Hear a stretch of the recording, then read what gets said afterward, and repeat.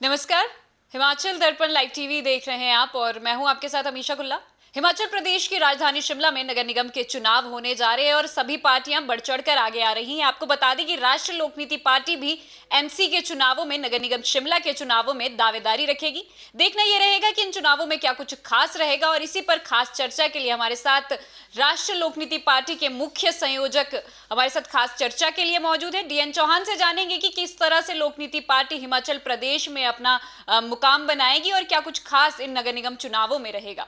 जी sir, स्वागत करते हैं सबसे जी, सबसे पहले आप सबको मेरा प्रणाम। और जी, सबसे सभी पहले तो सर जी जी सभी सभी भारतवासियों को नए वर्ष की शुभकामनाएं भी देता हूं। विक्रमी संवत आज से शुरू हुआ है और ये साल सभी के लिए अ, लाभदायक रहे, सुखी रखे और सभी को हर प्रकार की प्रसन्नता मिले। जी सर, सबसे पहले मेरा सवाल रहेगा, नगर निगम शिमला के चुनाव आने वाले समय में होने वाले हैं। राष्ट्रीय लोकनीति पार्टी किन मुद्दों के साथ चुनावी मैदान में उतरेगी और अपने उम्मीदवारों को किन चुनावी मुद्दों के साथ उतारेगी? जी, यहाँ नगर निगम के जो चुनाव हो रहे हैं उसके लिए हम लोग कोशिश कर रहे हैं कि सभी जो है सीटों पर हम लोग अपने कैंडिडेट उतारेंगे। और मुख्य मुद्दे यहाँ के बहुत सारे हैं। यहाँ यातायात की सुविधाएं ठीक नहीं है, यहाँ पानी की अव्यवस्था है, आजकल काफ़ी दिनों से पानी आ नहीं रहा है और ये एक अव्यवस्था का ही कारण है। ठीक से मैनेज नहीं कर पा रही है एमसी शिमला या यहाँ के जो भी मैनेजमेंट है अभी। और यहाँ पर तारें खुली लगी पड़ी हैं कई जगह में और पानी की तो सबसे बड़ी समस्या यहाँ है ही, क्योंकि अ, अभी आजकल अब काफ़ी दिनों से देख रहे हैं कि पानी आ ही नहीं रहा है। हमें तो कहीं कहीं से बाहर से ढो के लाना पड़ रहा है या टैंकर के ज़रिए मंगवाना पड़ रहा है। तो आज मेरे यहाँ ऑफिस में भी देखेंगे, यहाँ भी कई दिनों से पानी नहीं आया। यहाँ चाय बनाने तक की नौबत आ गई थी, कहीं से अब उधार लेके पानी आया थोड़ा सा तो उससे चाय बनाई गई। जनता से जुड़े मुख्य मुद्दे रहने वाले हैं। राष्ट्रीय लोकनीति पार्टी का विजन जानना चाहेंगे, किस विजन के साथ जो है राष्ट्रीय लोकनीति पार्टी आखिर मैदान में आई है, चुनावी मैदान में आई है? जी, विजन हमने एक पूरा डॉक्यूमेंट बनाया है, 25 आइटम्स उसमें है। यहाँ के लिए हम लोग शिमला नगर निगम को जेनेवा के तौर पर, जेनेवा की तरह इसका विकास करना चाहेंगे। और इसके लिए 10 तारीख को, 10 अप्रैल को कालीबाड़ी में एक कार्यक्रम रखा गया 4 बजे से 6 बजे तक। वहाँ हम अपने जो विजन डॉक्यूमेंट है उसको शेयर करेंगे लोगों के साथ और डिस्कस करेंगे। उसमें कुछ और भी लोगों की अगर सलाह होगा, कोई उनको लगता है कि कुछ और भी चीज़ें होनी चाहिए, वो भी करेंगे। वैसे हमने अपनी तरफ से बना दिया है, वो हमने रिलीज़ भी किया है कुछ दिन पहले। यस। जी, जानना चाहेंगे प्रदेश में जिस तरह से अगर एमसी की बात करें तो एमसी में कांग्रेस, भाजपा और सीपीआईएम ही रहती थी। अब आम आदमी पार्टी और राष्ट्रीय लोकनीति पार्टी दोनों ही चुनावी मैदान में उतरने जा रही है एमसी के। किस तरह से देखते हैं सर, क्या जीत दर्ज कर पाएंगे राष्ट्रीय लोकनीति हाँ पार्टी? जी, हम लोग वैसे हमारी कोशिश ये है कि हम जिताऊ कैंडिडेट ही उतारें और जितने अधिक हो पाएंगे उतने हम करेंगे।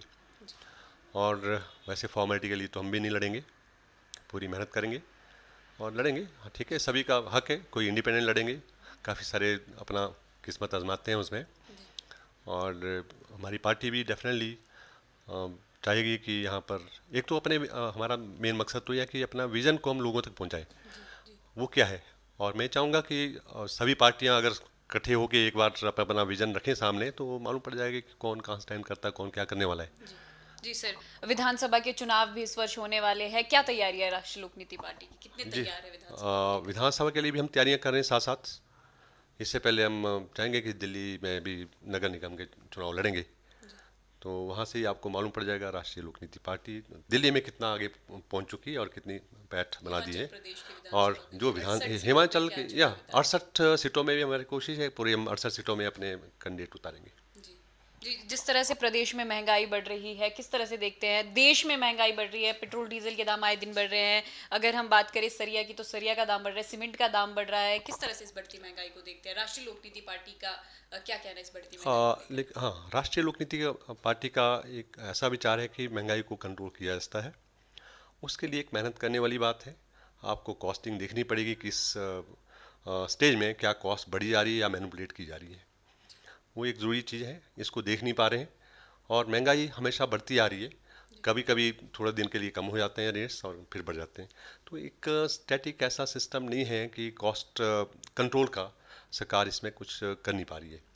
तो हमारे पास एक विज़न है, इसके लिए भी हम लोग ज़रूर इसके लिए काम करेंगे।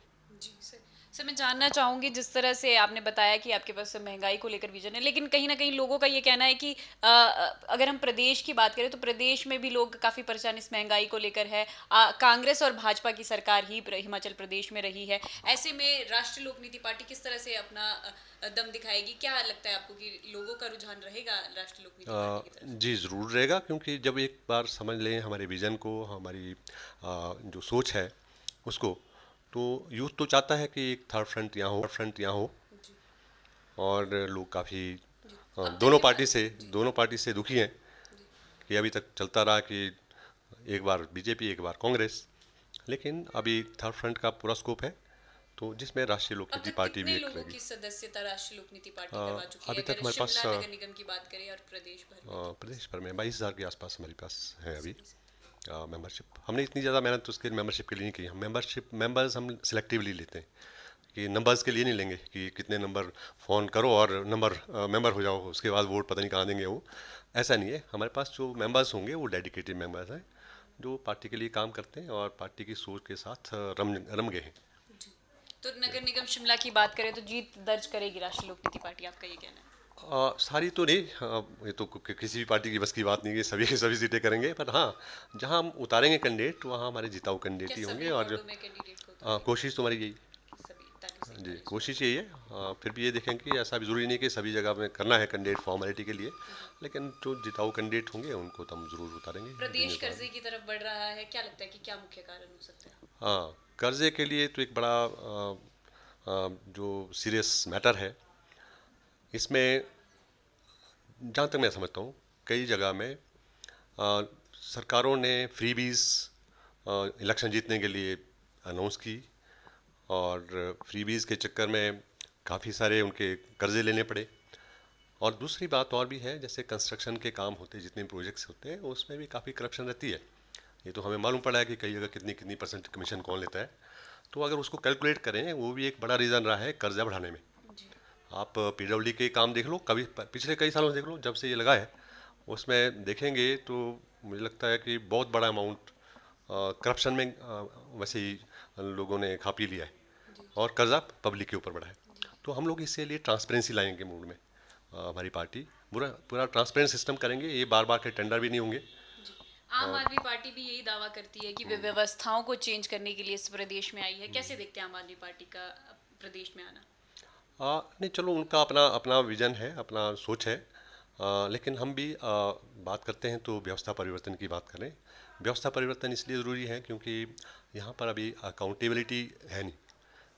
कोई भी ऑफिसर हैं या कोई भी विभाग हैं, अगर पूछा जाए कि इसके लिए जिम्मेवारी किसकी है, तो जिम्मेवारी से सारे लोग हाथ उड़ लेते हैं, क्योंकि किसी भी एक आदमी को अथॉरिटी भी नहीं है, काम करने के प्रोसेस बड़े लंबे हैं। वो ऐसा टीडीएस काम कर दिया गया है, जब आपको ज़रूरत पड़ेगी किसी को रिस्पॉन्सिबल ठहराने के लिए तो रिस्पॉन्सिबल कोई नहीं है, एक बात है।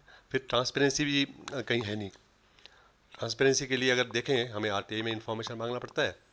आरटीआई में हर बार आप जाते हो, आरटीआई के लिए अप्लाई करते हो, उसके लिए पैसा खर्च करते हो, फिर जाके लिमिटेड सी इन्फॉर्मेशन मिलती है। तो ऐसा नहीं होना चाहिए। हम चाहते हैं एक ऐसी व्यवस्था हो कि आरटीआई में जाने की ज़रूरत ही नहीं रहे लोगों को, जी जी जी है ना। आपके पास इन्फॉर्मेशन है, वो होगा एक सिस्टम बनाने से, ऐसे नहीं बन पाएगा। जी। तो क्या संदेश देना चाहेंगे नगर निगम शिमला की जनता को और हमारे दर्शकों को? क्या? मैं नगर निगम शिमला की जनता से निवेदन करूंगा कि वो राष्ट्रीय लोक नीति पार्टी की विजन को समझना चाहेंगे, पर समझना चाहिए, कोशिश करनी चाहिए उनको समझें एटलीस्ट हम क्या कहना चाह रहे हैं। और कालीबाड़ी में 10 तारीख को 10 अप्रैल को एक प्रोग्राम है 4 बजे से 6 बजे तक। उसमें हम लोग अपना विजन डॉक्यूमेंट को पब्लिक के सामने रखेंगे, एक्सप्लेन करेंगे हम कैसे क्या काम करने जा रहे हैं, और उनके भी कोई अगर विचार है वो लोग उसमें पार्टिसिपेट करें। और ये मैं चाहूँगा उनसे, और मेरी उनको शुभकामनाएं भी है पूरे नए साल के लिए। ये हमारे विक्रमी संवत का नया साल शुरू हुआ है आज से, उसके लिए मैं उनको अपनी शुभकामनाएं देता हूँ। बहुत बहुत धन्यवाद।